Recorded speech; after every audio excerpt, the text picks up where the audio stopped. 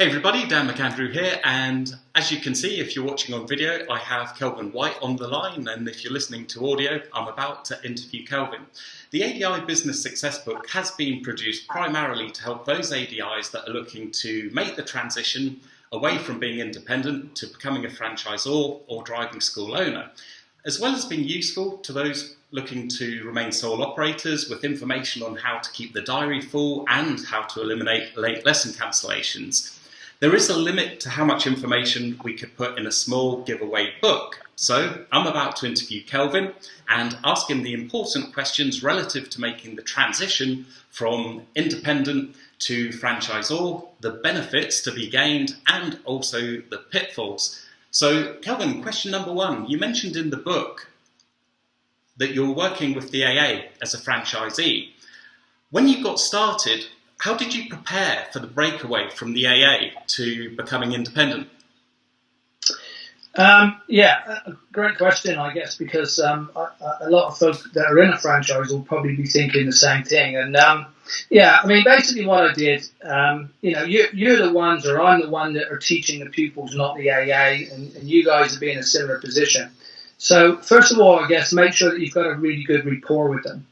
Now, you may want to cut them, you need to prepare them before you move. So you can suggest to them that you're about to make the move to being independent and making a breakaway from the AA in this case, or wherever the franchise may be. You can sort of judge, I guess, whether or not they're likely to come with you or not. If you think there's going to be any issues, then of course you could offer them a bit of an incentive.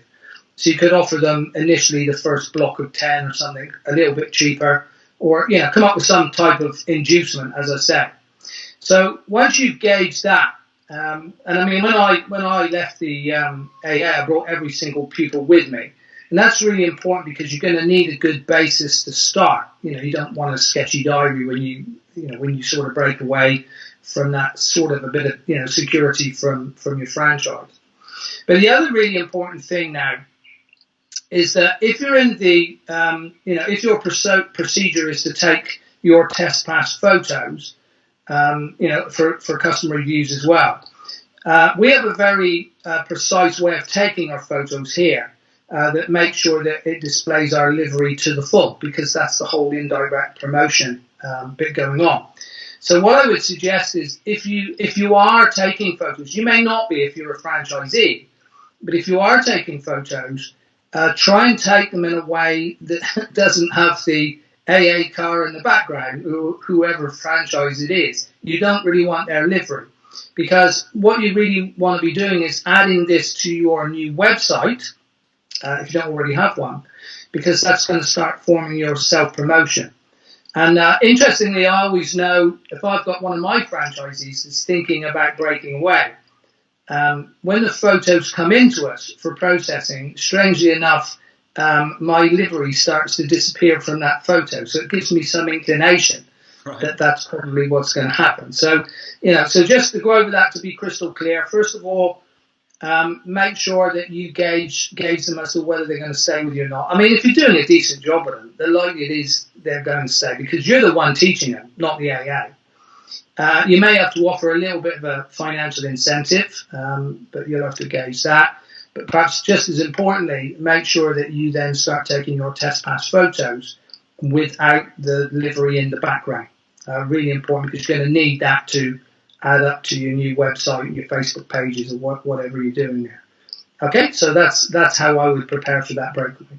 Okay, fantastic. And I know you're going to cover some other pupil getting strategies in just a minute, but how did you actually recruit your first franchisee? Okay, well, I think I've made reference to this in the book, and it was sort of by chance, really. I didn't really have any intention of growing a driving school back then. I mean, this was back 2006, I think it was. But a good friend of mine, Keith, who lives just down the road, he was in the final part of his qualification process with the instructor college, which is now Red. And he wasn't overly impressed with his preparation, lacking a bit of confidence. So I give him the opportunity sitting on a few of my driving lessons so he could actually see the real world and what was happening. And sure enough, he qualified. He didn't really want to go on a franchise with them. Probably something to do with the training they give him. I don't know, and he was working. I think he was working part time with his employers. So I offered to give him some pupils, and I was charging him like £50 as a one-off payment. And when I look back on that now, I was probably a bit naive. £50 pupil in return for a possible customer spend of somewhere in the region of £700-800 or even more. But that's really how, almost by accident. And I know a lot of ADIs do sort of operate a similar procedure, where they just simply sell pupils on. Okay. Were there any negatives to that arrangement? Yes, there was. The biggest negative was I was only getting £50 for a lifetime value of £800, as I've said. But the other real issue was that it wasn't like a franchise arrangement. I literally, bearing in mind the pupils were coming to me because of my local reputation and brand, and then I was selling them on. So of course I had absolutely no control over what Keith was doing. In fact, I didn't even know what Keith was doing, just because he's qualified. We all know in this industry that doesn't always mean a great deal. So I had no quality control over what was going on there. And the arrangement really only lasted a few months, and then he came on board as a fully fledged franchisee, and then we managed to sort things out. But it sort of worked in the short term, but it was less than preferable, really. I wouldn't really advise going down that road for anything other than a quick fix. Okay, great stuff. I know that you've got a very unique and very powerful way of recruitment in terms of your training course, which sells for over £3,500, which is double what a lot of people sell it at, even treble what your competitors are charging for it. Would you care to share the details? Yeah, how long have I got? But okay, yeah, we do. Excuse me, we do approach it quite different. Virtually all of our competitors use something Google pay-per-click to drive traffic. It usually goes along the lines of, earn £30,000 a year, be your own boss, and all that type of stuff. Now, clearly, charging what we do, we're not able to compete in that space. So we very much go in under the radar. Everything we do focuses around credibility and a book. In fact, I'll show you the book if I just get mine. So I don't know if you can see that. Okay, but that's actually the book. It's a 60-page physical book. It's not an e-book. It's actually something that we send out in the post to them. And our whole marketing procedure works around that book. So basically, how it works. We run Facebook ads, and we try and attract people that are interested in a lifestyle change. We don't mention 30,000 or whatever it may be. It's not become a driving instructor, come buy my course, which is what everybody else does. It is literally a Facebook ad that would suggest to people, look, if you're unhappy with the lifestyle that you currently have, and by that I mean lots of folk have very well paid jobs, but they find that they're working at weekends when their perhaps wife and children are off, or husband and children are off, whichever way we look at it. And of course, then the money becomes a little bit insignificant because it's the lifestyle that they're looking to change. So that's very much what we target. There's absolutely zero selling involved in this. It is literally running an ad. Would you like to change your lifestyle? Would you like to become your own boss? Would you like to control the days and hours that you work? That's how everything works. Now, we send them to a website. Probably quite important at this stage to mention that this is not our driving school website. In my opinion, having done this for a long time, there are two things here. One is your driving school website. Its primarily purpose is to attract learner drivers. Yes, I know you might do refresher lessons, you may do familiarization lessons, you may do all sorts of other things, towing, for example. But for most, primarily, your main objective of your driving school website is to attract learner drivers for most people. And you don't really want to be advertising for driving instructors on that platform because it's a massive disconnect. Learners have no idea what you're talking about, and it dilutes the message. So that's why I think it needs to be completely separate. Now, if we go across to our dedicated instructor training recruitment website, that's a different beast completely. And that sole purpose of that website is to actually get someone to request this book. So when they come to that website, there's only like 5 pages. There isn't like a great deal of content on it. But everything on it is absolutely tailored and targeted for people to send for this book. Now, when they send for the book, of course, we send that out to them. We do send a couple of pieces of direct mail as well.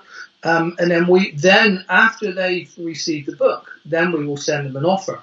And then it says, obviously, come by our course. Because that way we've warmed them up and they've had all the information. The next step then, of course, is that if they're interested, they will book an interview and they will come along. Now, I'm sort of fortunate, I suppose, at the moment that, as you can see, we've got an office facility. And it's quite a nice place to invite people into. We can have a chat.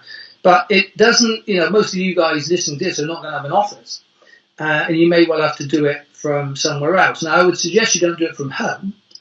And all you need to do is just use a local hotel lobby or something like that. And what you're doing in that interview is really just, again, you're not selling to them. You're just listening to them because they have a problem. And the problem is their lifestyle is being affected. So what you try and do then is sell the driving school to them and just try and convince them that you're going to keep them in work once they qualify. To be honest, we spend if we do an hour's interview, probably less than 5 or 10 minutes talking about the instructor training course, which is completely different to what everybody else does, because everybody else would spend probably 60 minutes talking about the instructor training. That's not what we do. It almost sells itself. And that's something we've run now since 2007. So we've been running it a long time. And it absolutely works like gangbusters for us. So hopefully that's a condensed version of how the whole system works. Yeah, absolutely. It's incredibly powerful. So you mentioned in the book also that your preference was to clone your own instructors, and that's more beneficial than recruiting fully qualified ADIs. Can I ask the reasoning behind that? That clone, lots of me's running around out there. Yeah, yeah, absolutely. When we train our own instructors, so Joe Public comes along, they have no preconceived ideas. The course now has been up to 80 hours, whereas previously it was 60 because of the new qualification process now. We have to put 20 hours of real learner practice in with them. And during that time, 80 hours is an awful long time. And we're working with a blank canvas. So we're able to clone them into our business ethics, into how we do things. And there are a lot of things we do a little different to most mainstream. Things like how we take the photos, how we deal with our signed document sheets, and what they can do, what they can't do, and all this type of stuff. That is ingrained into them whilst we're doing the teaching, if you like. So yes, on the one hand, they're learning how to teach people to drive, but there is a massive element of the business side of that goes in there as well. So once they qualify, they can hit the ground running. If we recruit fully qualified, which we have done in the past, we haven't done that now for 3 years, there's all sorts of issues. And as we all know in this industry, instructors come in all shapes and forms. So there's some very, very good ones, there's some very, very poor ones, and there's a whole bunch in the middle somewhere. And what tends to happen is that when we take on a fully qualified with a few years of experience, they have their own ideas on what should be done and what shouldn't be done. And that's not really a comfortable position for me, because I have my ideas on how things should be done. And having built an extremely successful driving school from the ground up, unfortunately, my way is the only way. And not all of them can adapt to that. We have a manual that we use, an operational manual, and it states out quite clearly what they can do and what they can't do. But if I look back over the years, most of the complaints, virtually all the complaints that we've had, are when someone steps outside of our operating procedure. And I'm amazed at some of the things they think they can do and they can't do sometimes, and that's why we refrain from them. I had one interview. In fact, one interview probably in the last 3 years. It was a lady that had moved into the area. She rang me off the cuff and asked if there was any chance of joining the team. I wasn't overly keen, but I thought, well, okay, it's an hour out of my time. I'll invite her along. And in the end, if she does decide to come on board, it's £300 a month without me doing too much to go and fetch it, if you like. So anyway, she came along. And I started going through the operational manual with her, and all was looking good as explaining what I would do for her. Once we got to the part about livery, she said, I wouldn't have livery on my car. Okay, that's it then. That's the end of the interview, really, because I don't compromise on that one at all, because I know just how important it is. And we shook hands and parted company very quickly after that. So, and again, I view that as an hour of my life wasted, which I thought it probably would be. But that was just one sticking point. There may have been others. But anyway, hopefully that answers the question as to what I prefer to climb. Okay, I mean, just sort of going back a step, in terms of this campaign that you run with the book and what have you, I guess people watching or listening to the interview would be quite interested in what success rate you have with those interviews in terms of sort of, the percentage of them that actually sign up, because it is quite a big ask financially. Yes. Okay, so when we, because we're offering a free book, a little bit like we are right now, because it absolutely works. It's a warming up process. We need to get people to know who we are, what we do, and without selling stuff to them. You guys we've sent you books. We're not selling stuff to you. We've just sent you books because we need you to understand who we are and what we do. And it's exactly the same with the general public. And we fully expect for every 10 books, every 10 of these that we send out, we'll probably get one interview. So that's a lot of wastage, but it's not entirely wastage, because what we're doing is not just filtering in, but we're filtering out. I've got to spend about an hour with these guys, and I don't want to be wasting my time, and I don't want to be wasting theirs. So it's really important that they understand exactly what's involved, and of course, when they do come along to the interview, there isn't a great deal for us to say. I mean, I just need to repeat a few things that I've already told them, because when we send them the offer, it has the course price, it has all the facts and figures, it has everything that they need to know to make a decision. So if they then decide, it's about 1 in 10 will come along for the interview, I've got no problem with that at all. But I know that when they walk in the door, they're pretty much pre-sold, and I would fully expect to convert at least 8 out of 10. 7 or 8 out of every 10 people I see will sign up for the course. But that's because we filtered out. I don't want folk arriving here that can't afford it, because that would be a complete waste of everybody's time. So it's the warming up process that is massive. The actual selling part is what it is, not even selling. It's just offering that solution. Okay, great stuff. Because I know you've refined that process over something like 11 years, and 70 to 80% sales conversion. I don't think there's a salesperson on the planet that wouldn't be happy with that. It's an incredibly high conversion rate. So the next question, because a lot of sales are done cold, aren't they? They're actually sales, and a bit like, with all due respect, a lot of the other instructor training campaigns that are going on out there, they're sales pitches. They're absolute sales pitches. Come buy our course. That's not what we do. We warm them up. We let them know who we are. We send them all the facts and figures. What's it going to be like when you actually do this job? And then when they arrive, it's not me pitching them. It's me offering that solution. You can work the hours that you choose. You can work the days that you choose. We'll build your diary. We'll look after you. We'll do all the admin. You just go out there and teach people to drive and live the lifestyle that you're looking for. It's a no-brainer. I mean, and once they have all that information, and providing they've got the cash, then that's the way we sign them up. So it is completely different.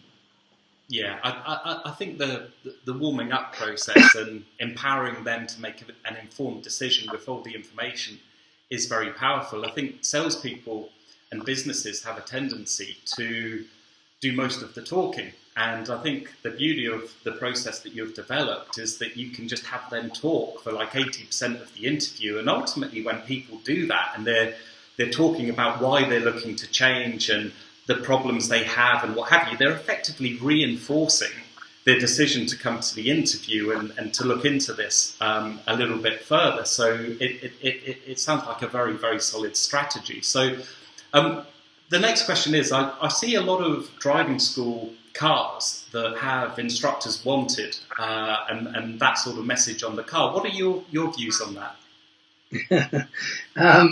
Well, it's not something I've ever done, and I'm probably not in the best place to comment on it as to what other people do or they don't do. But I guess from a personal point of view, it always just looks a little bit desperate to me. And we have a couple of local guys here that run around, instructors needed.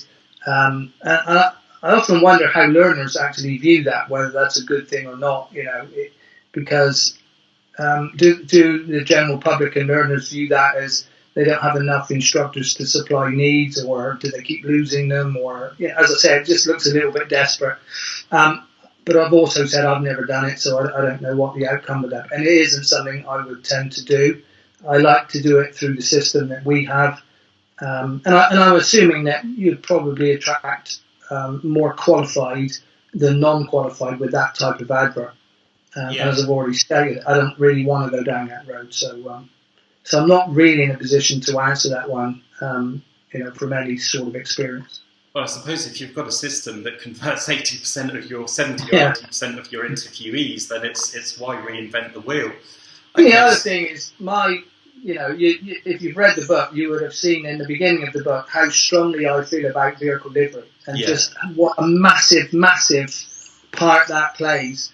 And I don't really want to be diluting. I don't want to be diluting that livery with messages on there that would be a disconnect from my target audience, which of course is learners. So that's the other reason. Yeah, that makes complete sense. So this next question might be a can of worms. What do you think of the new DVSA qualification process? I love that. To be honest, I've never thought the day would come when I would sort of agree with anything the DVSA did, really. But I have to say the new qualification process has worked a dream for us, and it is so much better. I mean, once the guys have qualified now, because they have 20 hours with a real learner, they hit the ground running. But I have to say, first of all, the DVSA drove me completely nuts when they were making that transitional period. We had, so going back into 2017 last year, we had about 7 or 8 people in the training system at the time. And of course, some of them were nearing the end, and they were being prepared for PST type exams. And then all of a sudden, of course, the DVSA decided that in October of 2017, all that would change to the new standard test type of exam.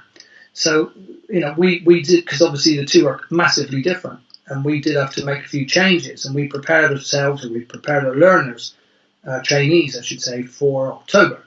And then, of course, it didn't happen. And then it was going to be November, and that didn't happen. And finally, it happened in December. So yes, that I would say pulling my hair out, but that's probably not the best example. I feel you. But it did drive us. It did drive us crazy. But we've passed that now, and we're now, as obviously as of the new year, we were now training a new way, where we can teach them the learner syllabus.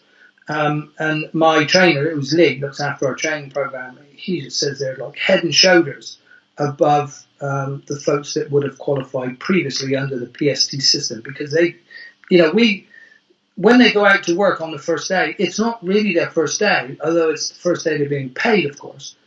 It's not really the first day because they've already been working for 20 hours with the people. They have that rapport, and they're just completely different. And when we do follow-up training with them, they're just so far advanced. So I have to say that this time I do believe they have it right. And as a business owner, it's absolutely working a dream. And long may it continue. Good stuff. Okay, well, I mean, I know you operate with up to about 30 franchisees, and I remember you telling me that the operations manual that you touched upon a minute ago, it was like one of the most important things that you've done in the business. Can you explain a bit more about what's in it and the details? Yeah, the operate. I guess it all goes back to I can't really remember how long ago I've had it. A long time, probably about 2009, 2010. And I read a really good book on franchising, and I realised that a franchise, in the true sense, is a replication of your business procedure. So, in fact, what I would do when I go out there teaching, I have to somehow replicate that as closely as I can. And all of my franchisees really need to buy into that and copy exactly what I do. Now, of course, you're never going to get it 100% because we're talking about human behaviour. But nevertheless, having a manual helps it along. In fact, I'll probably find one here somewhere. Okay, so this basically here is a 20-page manual. And what that manual is you sit down and you document everything you do as a business, as I would do. So then when when one of our trainees qualifies, they have already been exposed to a lot of this through our trainer. And then I have an interview with them to make sure that they fully understand what's required from them, what they can do, what they can't do. And I mean, if I just sort of give you a few brief things, so I mean, the working hours is something that they decide, not us. Invoice procedure is really important. Has to, obviously, how much they're going to be paying, but more importantly, when they need to pay it. Because in the early days, I had a few issues that they're supposed to pay at the beginning of the month, and then it got later and later and later. Before you know it, they haven't paid until the beginning of the following month, and it was all sort of going a bit wrong. So what it states in there is that we invoice them on the last day of the month, and they have 14 days to make that payment back to us, always by backs. Again, that's important that you spell that out. We don't want checks arriving. We don't want cash arriving. Stipulate the exact way they need to make payment, which is the same way we make payment to them for their for their lesson fees. And what will happen if you don't make that payment by the 14th? We're coming after you because we've supplied you with the service. And occasionally, I do need to text one or two of them on the 15th, where's the payment? Just to remind them. And generally, they've just forgotten. They're not trying to get out of it. We have a loyalty bonus that we spell out to them after they've been with us a number of years. New pupil referral fees. We charge them £10 per pupil. Customer payments, how they will be, how the payments will be transferred to them, and at what time that will take. Really important for them. We have a couple of franchise free weeks. Again, that's all documented. Support and training. They understand mostly from our training system that they will get follow-up training. Another element in our practical test booking and test day procedure is a really big one. And that saves us a lot of hassle in the past. So exactly what happens on a test day, if they turn up for a test with a student and the student doesn't have their license, who's going to be paying for all this? It ain't going to be me. So that's something that's listed in their tuition vehicle, what we expect. We don't supply vehicles, but what they need to comply with, obviously livery is one of them. Uniform. As to, they'll wear a polo shirt similar to this with branding. We don't have trainers, we don't have jeans. Again, that's something from personal experience and preference, if you like. You may well have different ideas, and that's absolutely fine. But what you've got to remember is when you grow a franchise business, it is your brand, and they will be out there reflecting on your ideas. So you need to get this right from the beginning. Because if you allow it in the early days, it will be extremely difficult to change it as you go forward. So these are all things that you need to think about. Use of mobile phones, well, obviously not handheld, but whether you're able to use Bluetooth and things like that. And then we have a whole bunch of documents that we use, signed lesson sheets, signed payment sheets. So really and it's really easy. And the other thing to bear in mind, I suppose, is that, with a franchisee, why are they paying you this money every month? The reason they're paying you is not just for the supply of pupils, because if that's the only thing you're doing is supplying them with pupils, you'll probably find your retention is going to suffer. You need to make sure that you're giving them a business package that they can, because that's really what they want, a successful business package that they can work to. And I found this is the best way to do that. So I'm not sure if that's answered your question about manuals. Yeah, absolutely, in great detail. That's excellent. If this is an appropriate question, do you mind telling me what you charge your franchisees? No problem at all. Yeah, we charge. We have a flat franchise fee. We charge £268 per month. That's a flat fee, irrespective of how many pupils we may supply. Because some of our, all of them in some respects, sometimes they'll go a couple of months without actually requiring us to supply them with any pupils, simply because they're self-seeking the pupils as well, which is fine. So the 268 is a flat fee. They pay that every month regardless. Then we also charge, I think I referred to it just now, a pupil referral fee. So every time that we supply a new pupil, there's a £10 one-off fee. Now I do that for two reasons. The first reason is because it brings in an absolute shed load of cash. And you'd be amazed come the end of the year just how many £10 mount up. So that's one reason. But there is another really important reason. And as we know, all instructors, and I've related to this already, they're not all the same. Some are actually better than others. And that will always be the case.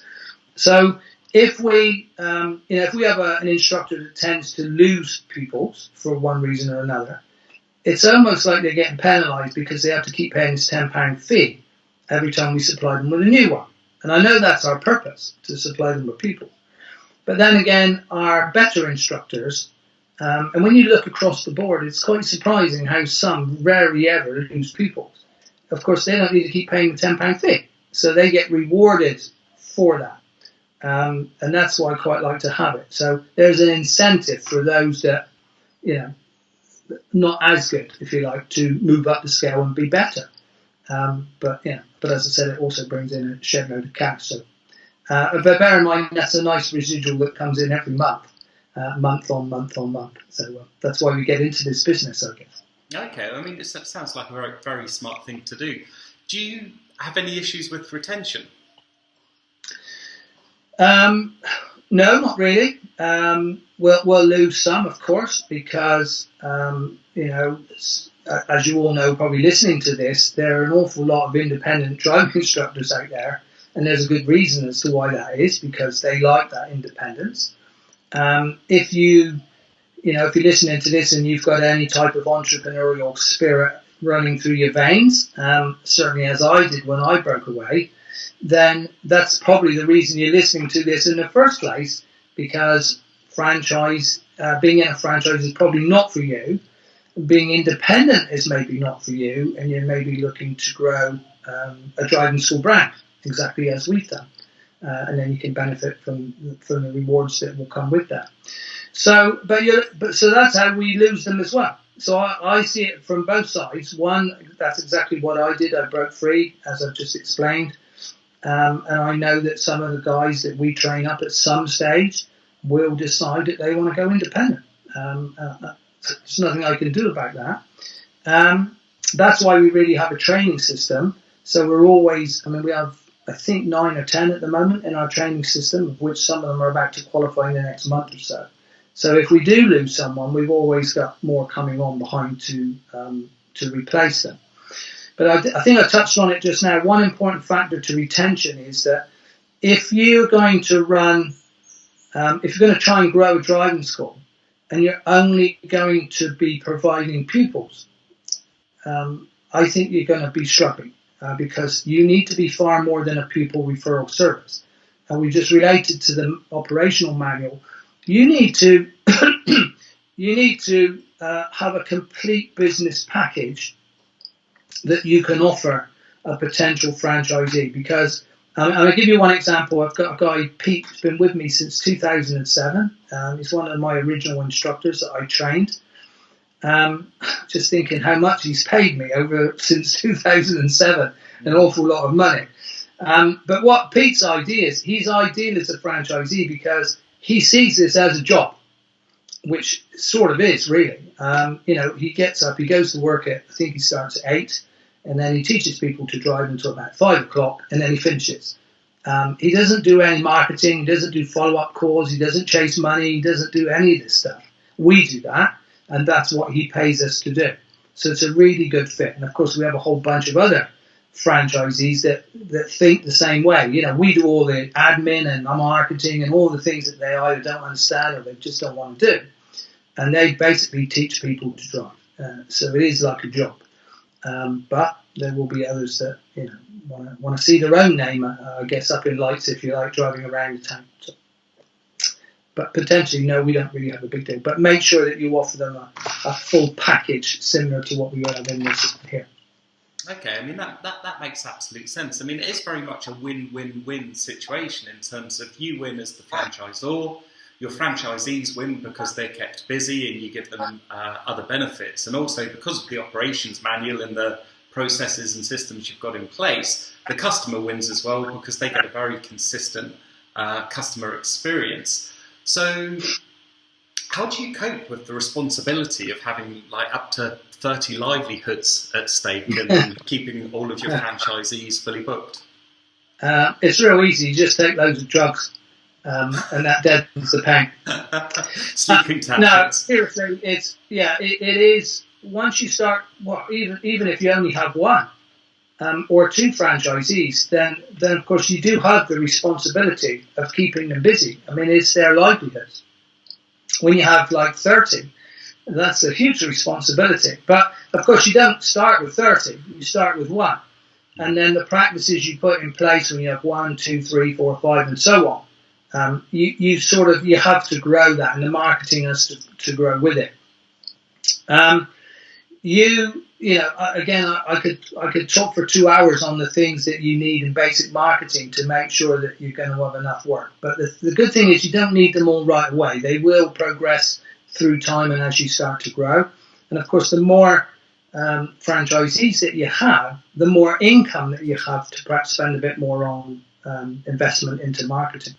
But basically, good organic presence, your test passes. We're lucky in this industry that we have regular test passes. Our pupils are more than happy for us to take the photos.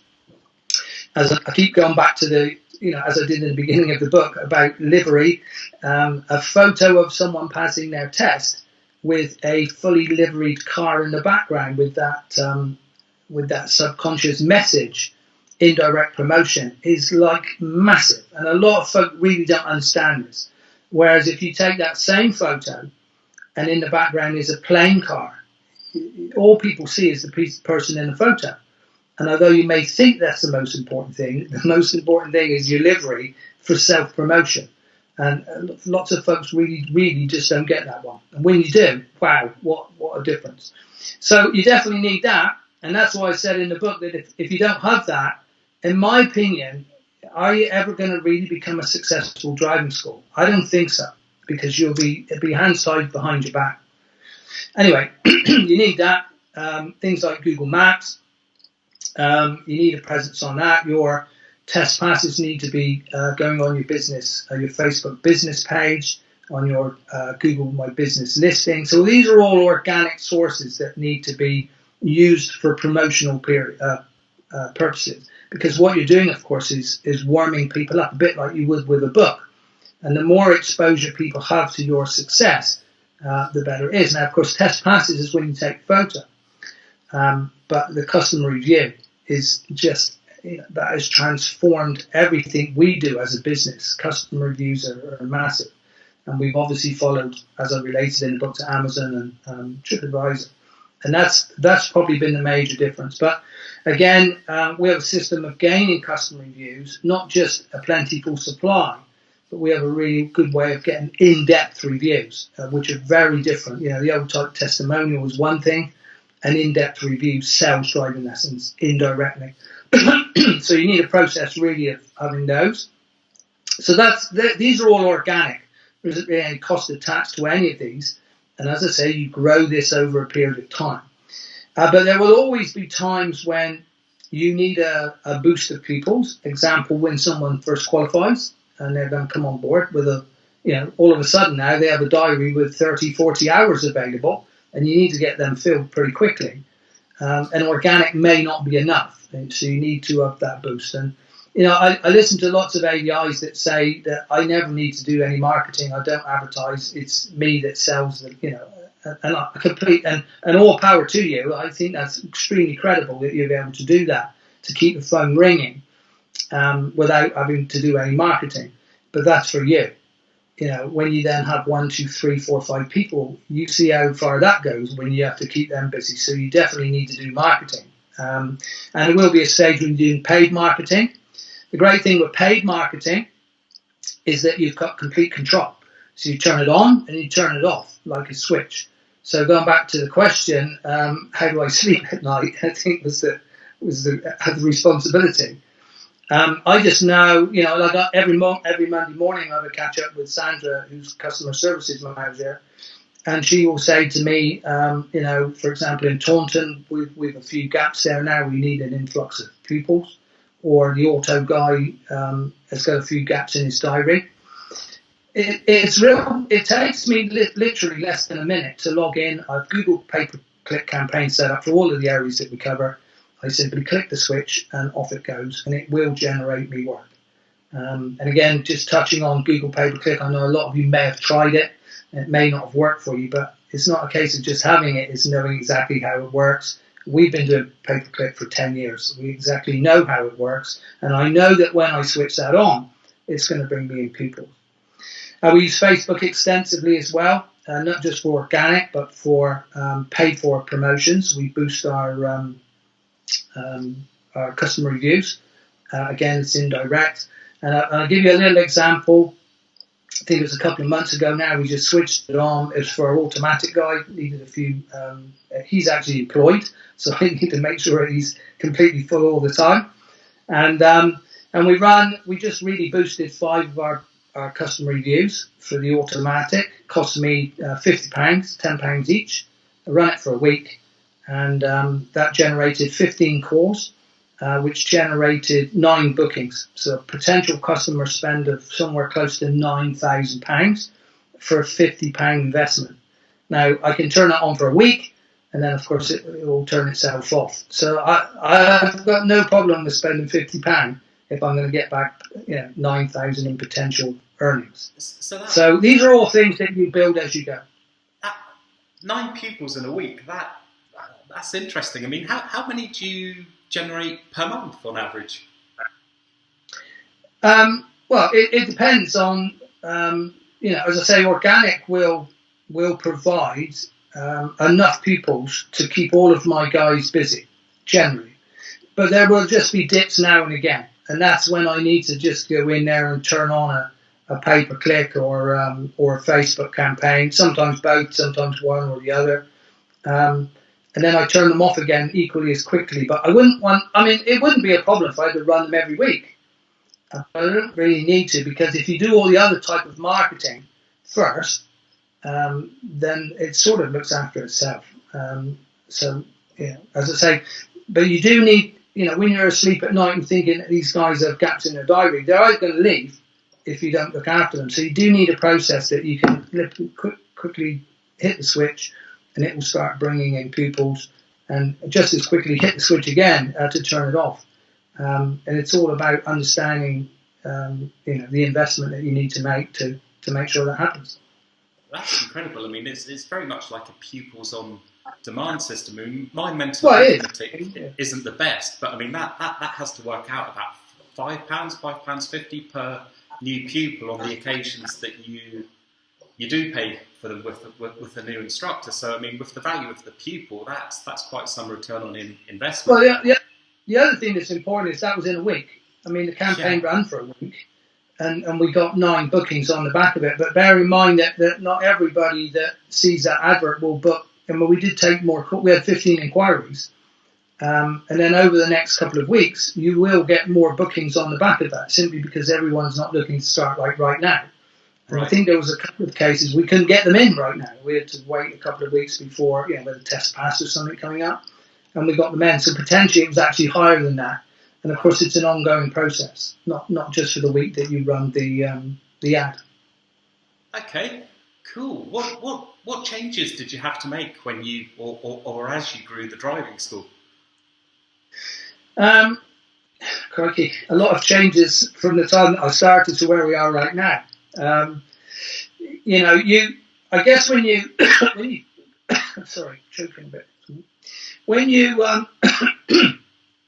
when you sign up your first franchisee, brilliant. You've made the transition now into driving school owner. Your mentality changes a little bit, and generally speaking, there isn't a great deal of infrastructure that you need at that stage. But when you get like 2, 3, 4s, and 5s, then all of a sudden you've got to have processes in place to manage all this. Infrastructure as in like who takes the phone calls, for example. Now, if I look back in the early days when I started, I was amazed, and we got some tracking numbers, and I was amazed when I checked them, how many calls we were actually losing. We were losing something like 40% of all the calls. We do the marketing to attract people to ring us, and then out of all the people that ring, 40 out of every 100 of them were wasted. We were just not answering because there's no one here. So it's like teaching. So we were just losing that potential work.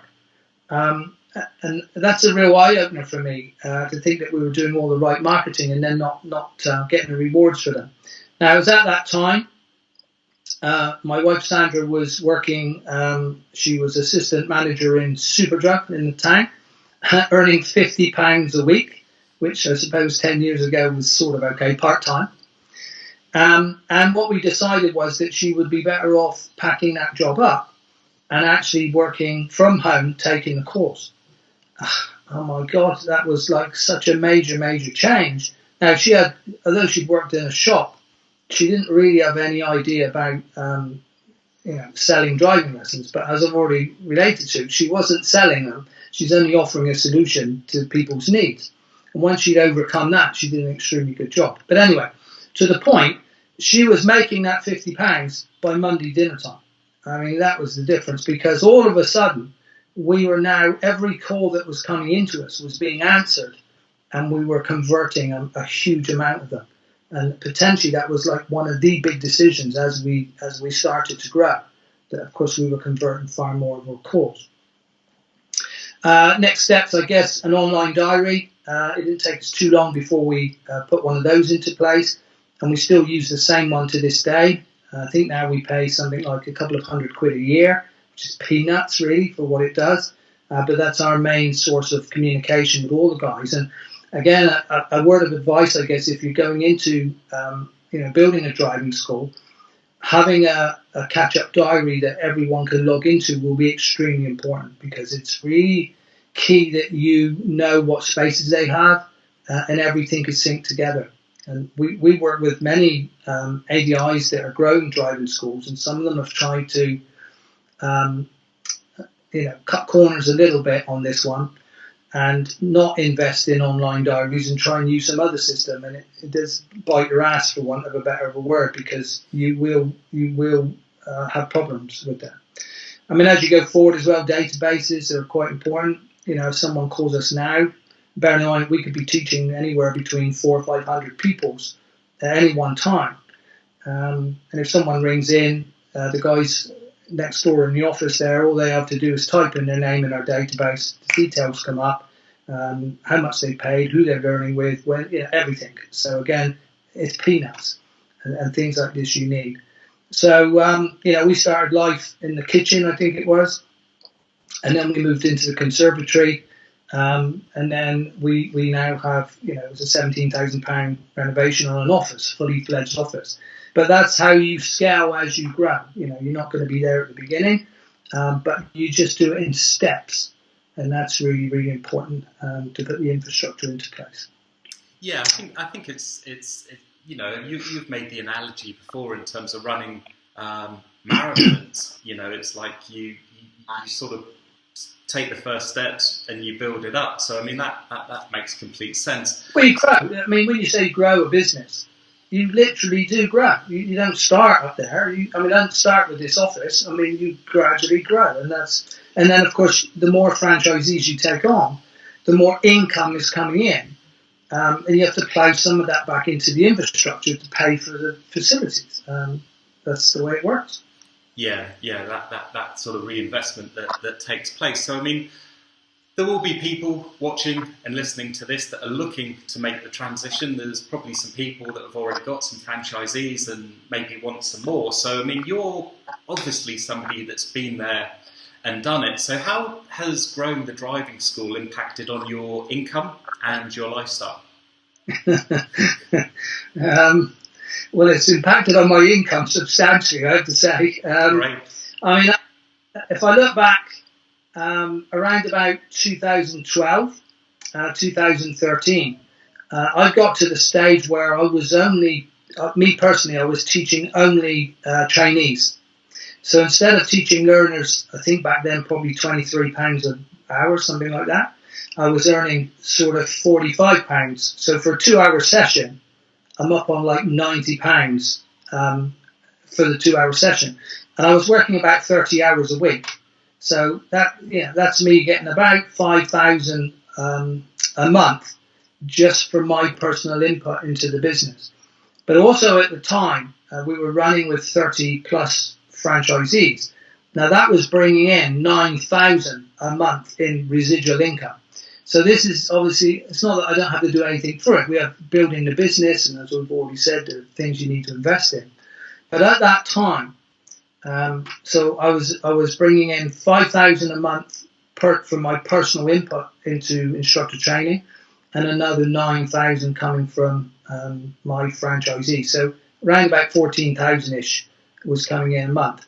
From when I look back from when I first started as a driving instructor and what I was earning then, that is a substantial amount of cash, and it enables you to do many, many things that you couldn't do before. Now, the thing is that, everyone has a different outlook on this, and, if you're a bit younger, I suppose money is the main motivator. You've got mortgages to pay, you want to buy nice cars, nice holidays and all that type of stuff. As you get a bit older, your time becomes more important because you've already made the money, if you like. And now, I guess at 61, my time is, I don't know how much time I've got left. So it becomes more important to me now than growing and growing and growing and making more money. And that's why, I have staff to run the driving school for me now. So, but yeah, substantial difference. But I guess the downside to that, it's not all about the income. I did have to, it was 6 o'clock every morning. I had to be doing a couple of hours of building the business. And it's important to understand at this stage, I suppose, that when you're trying to build a business, you will need some time set aside to work on the business. Like processing the test passes, the customer reviews, doing all the other things you need to do to build a business. And then, of course, like at 8, 9 o'clock, you go out to work and do your day job, which is actually teaching people to drive. So you have to make sure that you get that balance, because if you don't do the first part, then, of course, it's not going to grow. And all you're going to be doing is a job. If I, for example, went to work at 9 o'clock and I felt I hadn't actually done anything that morning, why would I think my business is growing? It wouldn't, because it's related to the work I was doing. So, yes, I was working extremely long hours. I was travelling up and down the motorway. I was visiting lots of seminars, lots of business events, doing lots of online training. I shed loads, thousands of pounds to learn that. And the problem was that back then, as it is now probably, is all the information was generic. And a lot of online marketing information comes from America. They tend to be at the forefront of most things that happen. And I had the task of listening to what they were saying, but then having to put it into the driving school and test it. And there was an awful lot of things that sounded like a really good idea. But when we tested in the driving school, it simply didn't work. But there were things that did work, absolutely gangbusters. And that's what gave us the edge over our competitors. So it was if a book like this had been available to me back in 2010, I think I would have grown twice the size in half the time. But of course, I had to figure all this out for myself. But yes, you will get rewarded by the financial rewards, which are fantastic. But there's a bit of work attached to it at the same time. Yeah, as with most things in life, anything worth having involves breaking a sweat of some sort. So you mentioned in the book that you only work around 4 hours a week in the driving school. Is that actually correct? Yeah, sounds great, doesn't it? That you only work 4 hours a week. Strictly speaking, yes. With the driving school, I think I've already mentioned it. I am 61 now, and time has become more important to me. So part of that infrastructure we've grown. I have a fully staffed office now. I have people that run the driving school for me on a day-to-day basis. I don't actually get involved. I don't take phone calls. I don't have anything to do with day-to-day running of the driving school. And I do literally spend 3 or 4 hours a week just making sure I keep on top of the marketing. As I've already said, sometimes I need to switch on campaigns to just boost here and there. If there are issues with franchisees, then of course I still deal with those. I have absolutely no input to the instructor training. My son Lee is my training director. He completely runs that for me. The only bit I do are the interviews. I'm hoping to pass that on to him at some stage. Literally I do work about 4 hours on the driving school. Now, I'm also heavily involved with ADI Success. Now, if I wasn't involved with ADI Success, I may work more hours in the driving school. I don't know. But I can't do it all. I like to have at least 1 day's fishing, half a day's golf. I think I've earned that in growing the business. And then, as I said, I work with Dan, ADI Business, about 3.5 days because I really enjoy doing that because that's quite rewarding. And obviously what we're doing there is bringing other ADIs along the pathway that we've taken to grow our own driving school. That's where I'm at. Okay, well, I mean, finally, you're someone who's been there and done it. You've done it from scratch. You've sort of sifted through all the general advice, through trial and error, finding what actually works and what doesn't, making some mistakes along the way. What advice would you give to those ADIs looking to follow your example? Well, I suppose the fact that you're here listening to this interview would suggest that you've probably had the book. Hopefully you've had a good read through that. The main thing, I suppose, is if I look back to 2010, which is that was the time I joined the business club, that was a massive change for me to be mentored and to show me how to run a business. Because I didn't really, although I think 7 franchisees at the time, was sort of doing okay, but I didn't really understand the whole thinking behind running a business. And if something like this would have been made available to me back then, I would have absolutely snapped their hands off. But to my knowledge, there certainly wasn't anyone back then that had actually built a successful driving school from scratch that was prepared to share the details. There were plenty of people that built driving schools, of course, but they they weren't really prepared to share exactly how they'd done it. So what I would suggest, and I think we often quote Tony Robbins, is that if you want success, is to actually look and find someone that's where you wish to be, and then copy them. In simple terms, that's the best way to do it. And in the book, we've tried to, in a very short, small book of that nature, give you some tips on what's involved in actually the process of growing a driving school and some of the marketing that we use. Obviously, it's the tip of the iceberg, really. Seek advice from people that have been there and done it. There are a lot of folk in all industries, in particular the driving school industry, that's so-called experts that will be quite happy to give you advice. But the first question you really need to ask them is, have you actually built a driving school? Are you an ADI? And have you built a driving school yourself? And was it successful? Because if it isn't, what makes them think that they can offer you advice? And I get lots of calls. Most of them are screened out, by the way. But I do get lots of calls from so-called experts that can show me Google pay-per-click, Facebook marketing, how to grow a business. But I've already done all that, and I'm pretty successful at it. And anyway, how do you know more about it than me? I work in this industry for 19 years, and I've studied it considerably. So, yeah, you do need to be conscious of who you listen to and the type of people you know. I think relating to some of the forums, which are good for a laugh for 5 or 10 minutes. There are plenty of driving instructor forums about, and some of the stuff that you self-proclaimed experts on there is quite alarming, really. Which is one of the reasons we probably stay away from them. But as I said, just seek advice from someone that's done what you're looking to do. That's the advice. Makes absolute perfect sense. One final question. I know I said it was the final question, last question. But, there's always one more. It's like Lieutenant Columbo. Just man, one more thing. Your social media got noticed, and you didn't you win like a national entrepreneur award or something like that for the social media that you do? We did, yes. It was October 2010. But we had a strategy in place for our Facebook marketing. Again, I don't really have time to go into it right now. It's quite in depth, but it is something that we were doing. And when we joined the business club, just at that time, they were running a social media national award. And each of us were asked to put forward what we were actually doing. So we documented our procedure.